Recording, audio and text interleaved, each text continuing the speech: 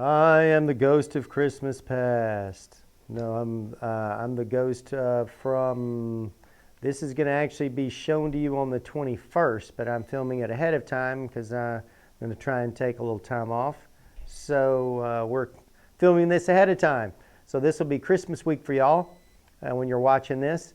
We're trying to get a couple of them in the can, and then we will do live the 11th, January 11th. We'll skip to the 28th and the 4th for Christmas and New Year's.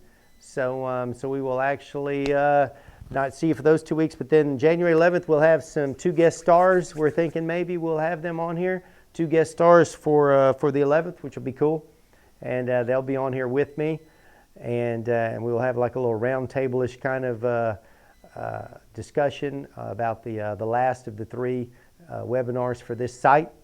It's that 4S site that's it's Padmount.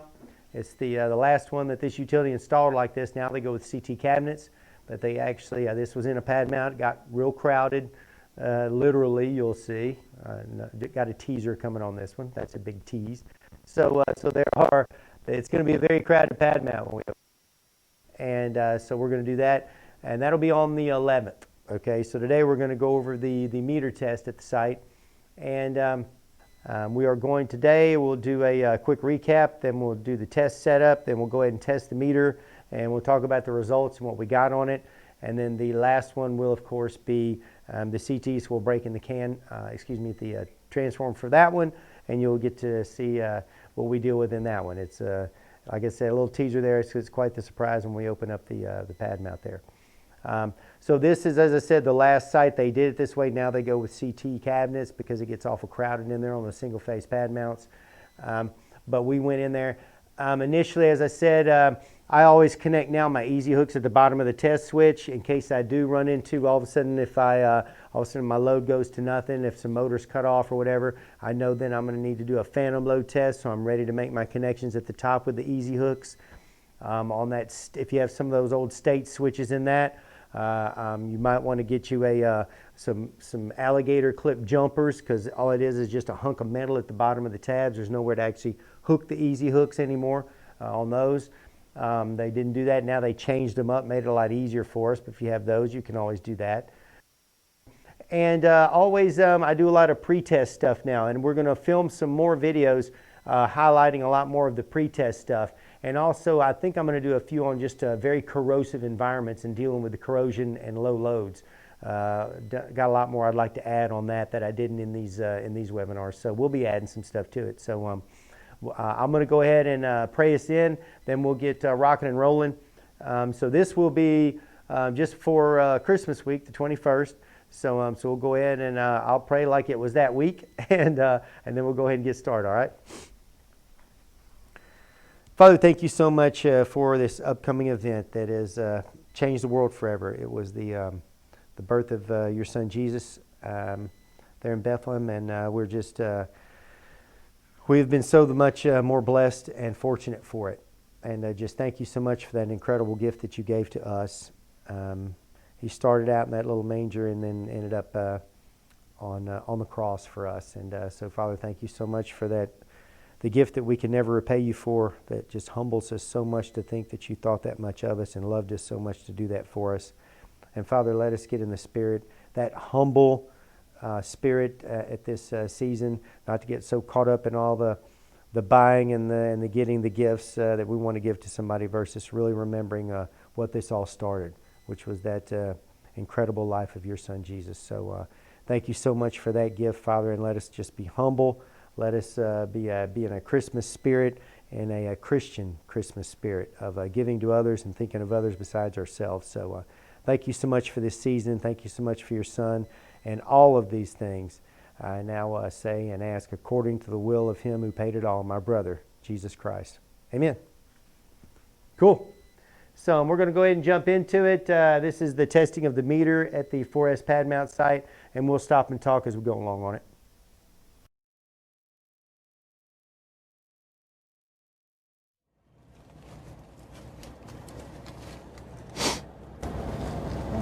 The meter, we're going to go to meter testing, and we're not doing customer load, we're doing phantom loads. So in this one, not super easy to see the screen here. It was pretty intense sunlight there. So what we've done is we went into you got options on that first screen. You've got the option to go into an integrated site test, it's a customized test where you can do, you can test meters and the CTs and PTs, everything that you want to, and it'll just go one after the other. When you get into a case like this where you get there and you wanted to test it and then you realize, well, there's no load here. If you didn't have phantom load picked as one of those on your integrated site test, then you jump out to the main menu, right? And you just go to 3, which is meter test. And then you can do a phantom load or a customer load test on the meter. And then 4 is if you just want to test a PT or CT. It's your instrument transformer testing choice on that main menu. 2 is the integrated site test. 1 is select site. So we went into 3, the meter test, and we chose the phantom load test because we know there is no load here. The worm wasn't moving. We saw very low 0.0 on one and 0.00 something on the for the secondary current on the 2 phases. So on A and B phase for current. So got really, really low current, and the worm's not moving. So we don't want to sit there waiting all day. So we're just going to go ahead and run the phantom load test. So as I said, we went to choice 3, which is meter test. Then out of that, we chose the phantom load test. Okay. You can see we've got our test setups up here. So we have an ANSI 2.5 and a 5. Okay, hopefully you can see this on the screen. You can see here the choices that we have. This is a phantom load test, and on the phantom load test over here, it lists the, maybe go a little bit more and it'll get bigger, maybe, you think, JP? Beautiful. Yeah. Awesome. Perfect. I'm sorry, I don't know if you can see this or not. Fist bump. Okay, so this is perfect. So you can see the 3 tests involved in a phantom load test. Okay, I got full load, I've got my power factor, and I've got my light load. The full load is just, ANSI tells us to use the TA number off of that face of that meter. All that stuff we can get off the face of the meter and the display. That's one of the things we can set what is going to be our full load on a phantom load test. It's just TA equals whatever it says. Transformer rated meters, TA equals 2.5. So it's saying 2.5 amps will be your full load per ANSI. So here, that's what I've got here. I've got 2.5 amps on my full load. That means then that my light load, the bottom one, is always 1/10 of the full load per ANSI. So some folks that don't go by the ANSI or IOUs in that, it's always 1/10, very light load, the light load, right? So it takes a lot longer. Think of the disc going around. It's going to take a long time to come around. So a lot of folks will go 5 on the full load so they can go 0.5 on the light. Because if they go 2.5 on the full, it's always 1/10 or 0.25 amps on the light. 0.25 amps, 1/4 of an amp, is very, very slow. So to go fast is to go twice as fast. They'll run 5 amps on the full load so they can go 0.5, okay, on that light load. And of course 0.5 is twice as much as 0.25, so you're running it twice as fast so they get through that test faster. But according to ANSI, you go whatever it says TA is, that's full load, in this case 2.5. I leave my power factor at 1, and these are lagging loads that we're dealing with most of the time here. Then this column right here where it says DLV, that just means my power is being delivered to the customer. The customer, I'm not receiving power, I'm delivering power as a utility. So if you wanted to, for a solar site, excuse me, if you change those to received, then everything comes out okay, excuse me, because otherwise delivered at a total solar site, right, you're not delivering power, you're receiving power. So if I ran my test, I would get a negative 99.98% registration because the current's going the wrong way. It's coming to me instead of me delivering the power to them. You can also change that. Then this is your important number of pulses.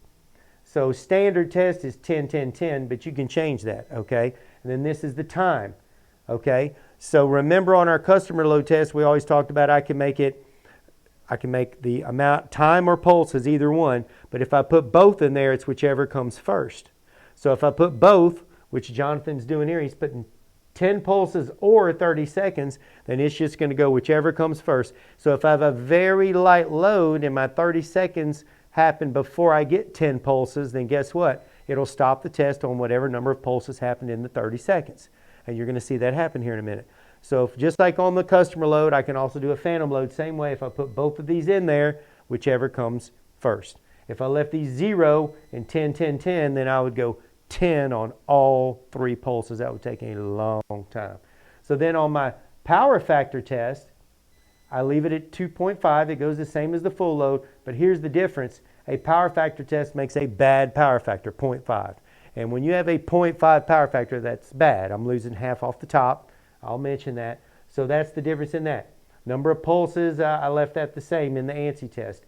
Now on the light load on the ANSI test, the only thing different is my load goes 1/10 of the full load, so it's 0.25 here, back to 1 of a power factor, and then delivered again. So the differences are, I run it 2.5 amps and 1 power factor of 1 perfect on the full load, and then I change the other 2. I make the power factor, leave the amps the same, change my power factor to bad. On the light load, I make my amps very light, which is not good and fun to test, and then I go back to a good power factor. Okay? Cool. What it does, it's going to drive 120 volts, 2.5 amps for full load, 2.5 amps again, but that's going to be the power factor test. So it's going to knock the power factor down to 0.5. And then when you get the light load, you're going to do 1/4 of an amp back to the beginning of the power factor. Since we're going to use the voltage at the site, we need to change that because this one's set up to around 120 volts. You've got one loaded up in here that's current only. So I'm going to select it. See the voltage is now 0 volts. And we've still got our 2.5 amps in unity, 2.5 at 0.5 power factor, and back to 1/4 at unity power factor. So if you caught what Jonathan's saying right there is, in the beginning we had this showing 120 volts. With the piece of equipment we had, it provided both voltage and current. So when we first started out, we were going to provide both the voltage and the current. We would have provided 120 volts through the alligator clips where we make our voltage connections, and then we would have went ahead and provided the current through the duct bills. And if you're in substations a lot, you use that. Why? Because they don't want you backfeeding anything and tripping any relays or anything. So you open everything up and you feed both the voltage and the current through the test switch and test that meter. But in this case, we're going to use the potential at the site. So we change those 120 volts to zeros, and then that means it's going to use the site potential, but then we'll provide the current. If I left it 120 volts on there, it would provide, and you need to open your voltage switches. And if you open your voltage switches up and then use the alligator clips, you can provide the voltage on there. So what you're going to have to do is if you open up your voltage switches, think about it, you're going to connect at the top of the voltage switches because it goes from the top of the test switch on the voltage up into the meter. So if you connected at the bottom, opened up your test switches on the voltage, it wouldn't make it up there, and the machine would tell you, I don't have any voltage. So if you open them up and provide the voltage, you have to connect at the top where it goes straight from the top of the test switch, and the potential goes right into the meter. Okay, so that's the way you would have to do it on that. In this case, since we're not, we will go ahead and we will make those zeros now, and we will use the potential at the site and leave our test switch voltage blades closed in.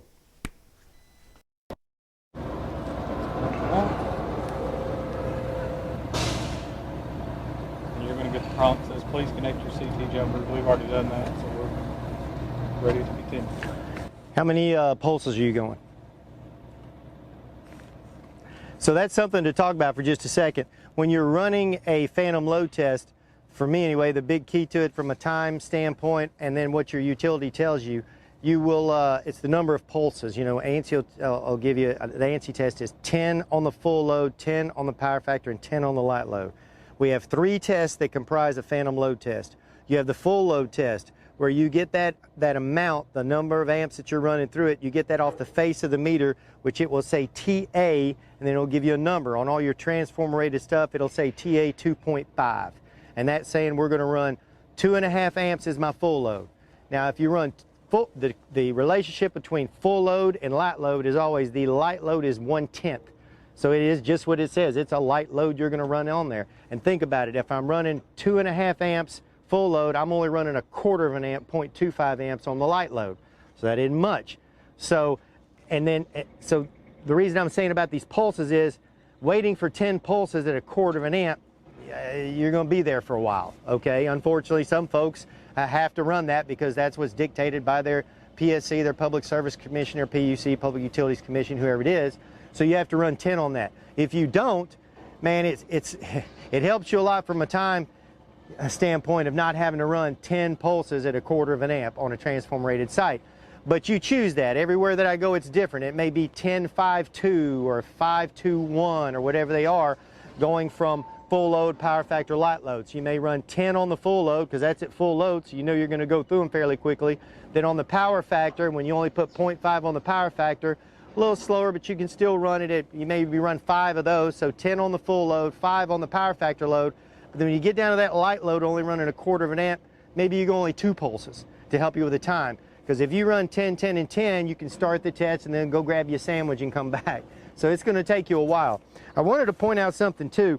When we talked about the difference of those easy hooks, sometimes when you get those old style test switches and they got just a little stubby, solid, no hole through it tabs top and bottom, you maybe get your manufacturer to make you a jumper that actually has alligator clips on the ends of it. It makes it a heck of a lot easier. You'll make a good contact. Because think about it, you're taking that easy hook and trying to get it on a little solid slab of metal. The thing for me is not only is it kind of hard to get in there because you usually have to angle them pretty hard, but the other thing is they're really easy to fall off and get caught on something. You'll get rolling on the test and all of a sudden one of your easy hooks falls off. So you might want to get jumpers made that have alligator hooks on the ends because that'll help you to make that contact top and bottom. You'll be able to grab on that little small tab easier, okay?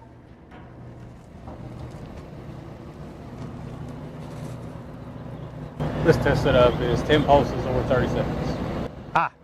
So we have 10 pulses or 30 seconds. So on this test, just like on the customer load test, you can set it for time or you can set it for number of revs. If you set it for both, like Jonathan's done, it's whichever it'll see first.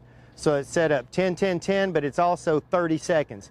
So we'll time out after 30 seconds on the full load, 30 seconds on the power factor, and 30 seconds on the light load. You'll notice as it's going through its check before I get my solid green ball in my start test, now with a load box involved, you have a few more checks involved for safety standpoint.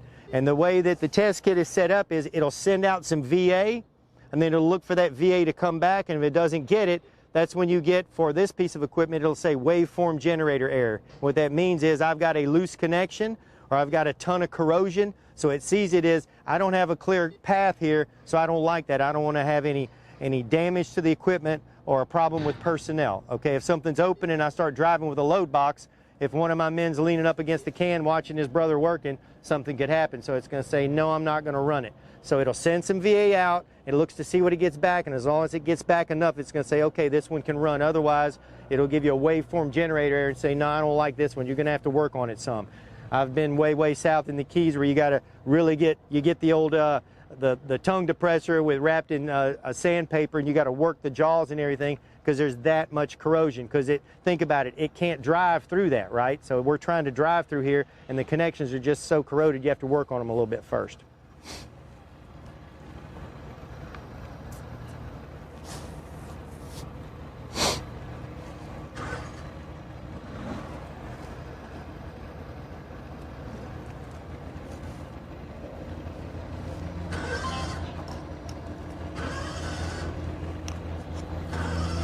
We're in kind of a tight spot, so I can't really see, but I heard the music. On the phantom load, it does it in stages. You see you've got a FL designation up here. That is your full load test. It gives you all the information you've got going on with that test. And you can see, remember we just set it 30 seconds or 10 pulses. So we only got 9 pulses, but if you look at the time, we've got 31 seconds. So we hit that timer first. So I don't know if you heard that or not, so I'll just cover it again real quick. But what happened was he set it up for, remember, 30 seconds or 10 pulses. So he left the 10 pulses in there, but he made sure it was 30 seconds. So what happened was we only got 9 on the full load test because we went through 31.72 seconds. So it only got 9 pulses in the 30 seconds, so it completed the test. It's whichever it sees first, right? And that's what it'll do on all these. So it's going to go off the time, and as long as it's 30 seconds, if the 30 seconds completes first, it'll just stop it as long as it's got at least one good pulse. And that comes more into play on that light load, right? Because sometimes it's really slow. So you might only get 1 pulse. But in this case, we got 9 on there. but it's set up for 10, 10, 10. So it'll be interesting to see how many we get. These will always, if they're good and fall within what's pass or fail for the utility, however you customize the equipment, then for us it's this is in green because it says everything's cool. It's fell within your parameters you set up for pass or fail on that meter. So it's saying that's cool. So it's a green there. So it's giving me a pass there. So it ran the 2.5. So it's going to be around 2.5 amps on the current, right? And a power factor of 1. And time was 31.72 with 9 pulses. And we got 100.001. Awful darn good. Okay, and remember, if it's over 100%, then who's coming out ahead? Utility's coming out. It's very, very small now. We've moved down, the load box is adjusted, we're putting out right around the 25 power factor.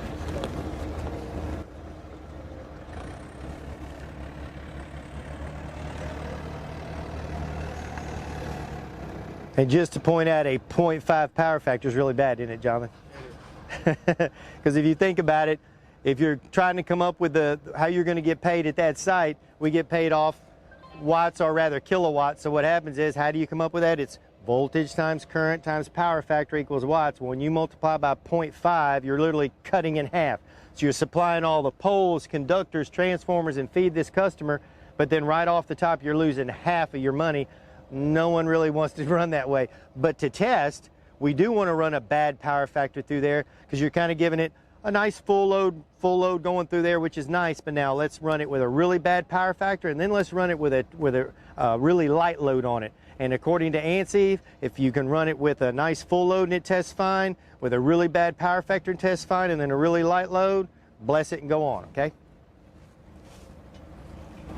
Here you can see we completed our power factor test. You notice we only got 5 pulses on this, but we've got 35-second test time. It's typical when you go between a full load and the power factor. See, I mean, you've got half the power factor, so you've got half the power running through the meter. You're going to see about half the amount of pulses that you can pick up in that same 30 seconds. Exactly right. So just like we said before, you're going to run full load is fine, but then when we put that 0.5 power factor, it's going to be slower, and then when you go to a quarter of an amp, it... So, just in case you didn't hear that part, so what John was saying was, it just worked out that it came out 5 on the power factor test, because remember, and it ran almost 10 on the full load. How much is the power factor? Is 0.5. So we got a bad power factor, so it's cut in half. So we're going to have half as many watts in that amount of time. So it should be about right. About 10 here and about 5 there, and it came out 9 and 5. So it came out about right what you would expect. I've got half as many watts, so it's going to pulse half as many times, right? Because I got a power factor of 0.5. So I got a pretty bad power factor, so I'm going to see half as many watts with equal loads there, okay? And that's the way it came out. So in 35.26 seconds, I got 5 pulses because I got that power factor of 0.5 right there. Same current, but just 0.5 power factor cuts in half the number of watts, okay? Cool. It definitely slows down. Normally with 30 seconds, it's going to get 1 pulse and you're going to go down. Yeah. Yep, 1 pulse. We've got 1 pulse, about 35 seconds, and then we're with a quarter of an amp back in unity power factor. So we're timed out. Everything looks good. It went pass. 100.001, 100.005, and 99.962. I think Nice. we can live with that. Oh, yeah. I think we can live with those numbers. So we ran the phantom load test. We didn't have enough load here. So literally here was 0, as Jonathan saw in there when he did the pre-check, which is what the pros do. They look the site over and see what they're dealing with ahead of time. He saw there was no load here, both by no movement here across the face of that meter, but also when he connected the machine up. He said, I'm seeing 0, 0. That's obviously not good. So he knew he had to run a phantom load test. So go ahead, when you see that, you can dismiss the customer load. You know it's going to have to be a phantom load test. So he ran the phantom load test. Now we know, since we don't have any load, to be able to test those CTs, that we're going to have to run a load boost test on that. So we're going to go ahead and get set up for you. We'll break for a minute, get set up. We're going to go into the Padmount, and we're going to get set up, and we're going to drive current through those CTs to test them, because right now, they got zip, okay? So far we did all of our pre-check, looked everything over, looked the site over, then determined there wasn't any load there, so we knew we were going to have to do a phantom load test, knew we were going to have to figure something out on the CTs. I'll be talking more about this in future webinars. There are some other ways that you can determine, see if your CTs are okay without walking away. It's going to involve us doing a little bit of math, not heavy math or anything, but we're going to do that. So there's other options you've got. One option is a load boost test, where you boost and run some current through the CTs and you test them. And we're going to give that a shot here, which you can use with some of our equipment. There's enough oomph in that load box that it can put enough current through that CT that we can test it according to ANSI. Because remember, you need to be at 10% for it to be a legit ANSI test. So on a 200 to 5, you need to have at least 20 amps current running through there. Okay, and I believe these are 200 to 5s. So we're going to need at least 20 amps going through there to be able to test it legit per ANSI. So we're going to look at doing that. Okay. The other thing is, you also know that you're going to go ahead and have those easy hooks connected, because I know I'm probably going to need them, and do a phantom load test versus a customer load. Customer load test, if I got plenty of load going on, that's fine. To me, it's more of a legitimate test, because it's telling you everything that's going on. It's taking into account CTs, the wiring, a lot of motors putting in duct, which is bad power factor, which hurts us. We get to see all that. With a phantom load test, you dictate everything with your load box. So you say, no, I'm running this, this, and this, and that's the test. It's not real world, but it can test the meter under a nice load running through there, which is full load. A jacked up power factor, which is bad. That'd be a 60-degree angle, because the cosine of 60 is 0.5. So it's a wide open angle, is what you would see on your vectors. It would look really bad. So it's a bad power factor. And then let's run a really light load, because sometimes, nothing likes light load. The CTs don't like the light load. Everything, light load's just not our friend, really, when we're trying to test especially. So it's doing it at all three. Nice load on there, bad power factor, and a really light load. And according to ANSI, if all three of those pass, as far as the ANSI test, the phantom load test, it's good to go. So, and that's what we've done so far. And now we're going to deal with the CTs moving forward on the one we're going to have live here on the 11th. So, man, please drive careful, travel carefully, watch, follow protocols wherever you're going. I travel a lot, so everywhere is different. Make sure you know what's going on before you get there on what's mask, no mask, well, all that other good stuff. But most importantly, have a blessed Christmas, and appreciate those folks in your life that are so special to you. And when you get a chance, hug their neck real hard, tell them Merry Christmas, and tell you love them. And God bless y'all, and just have a fantastic Christmas. And we look forward to seeing you live, hopefully with a couple of guest stars on the 11th.